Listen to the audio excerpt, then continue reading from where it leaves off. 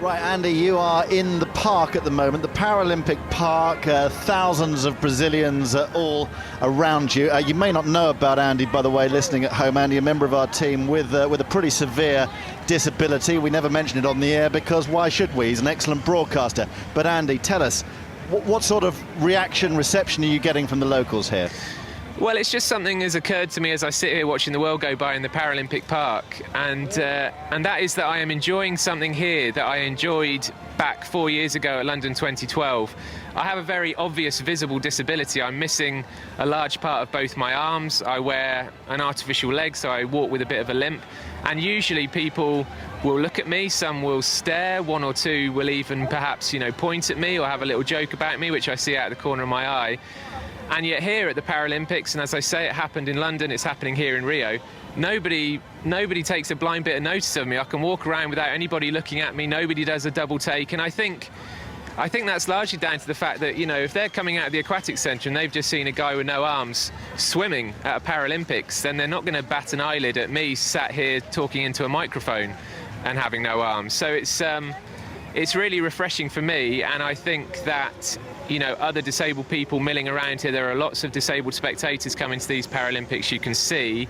I think they must have similar feelings to me, I imagine.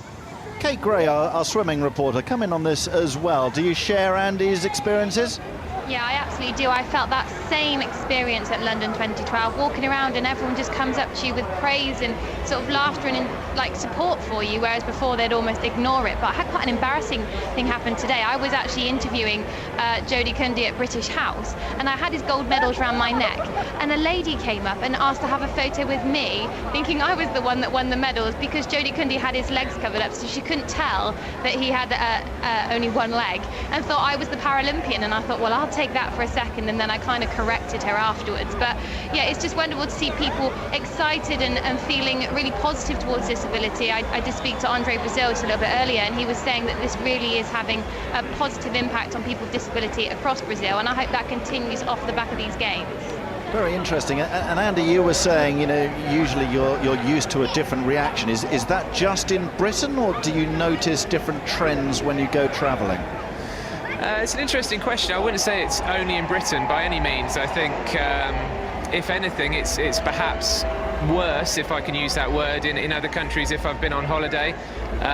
It's interesting hearing what Kate was saying there. I felt as though over the last week I could have got into various sports field of play guerrilla style and ended up playing various sports without anybody noticing.